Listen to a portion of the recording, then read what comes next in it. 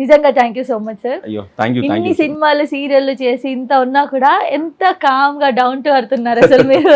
నిజంగా అదేలా సార్, అంటే ఇంత చేశాక ఇంత పెద్ద పెద్ద ఆర్టిస్టుల పక్కన చేసినాక కూడా చిన్న యాటిట్యూడ్ అనేది ఉంటుంది మనిషికి. యాటిట్యూడ్ ఎందుకు మేడం, అంటే మనం ఏం సాధించామని, ఇంకా ఇంకా సాధించాల్సింది చాలా ఉంది కదా. అవును, మన పెద్దవాళ్ళ నుంచి నేర్చుకుందాం మేడం.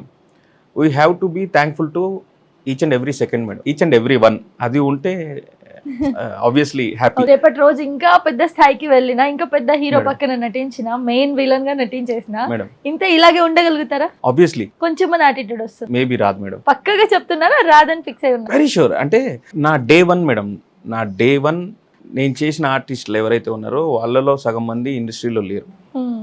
కొంతమంది ఉన్న అరాకొరా చేస్తున్నారు. వాళ్ళతో ఎప్పుడైనా మాట్లాడితే వాళ్ళు చూపించే యాటిట్యూడ్ ఉంటుంది చూసారా, అర్థం అవుతుంది మేడం మనకి. అవును, అంటే మనం ఎలా ఉన్నాము, అవతల వాడు ఎలా ఉన్నాడు.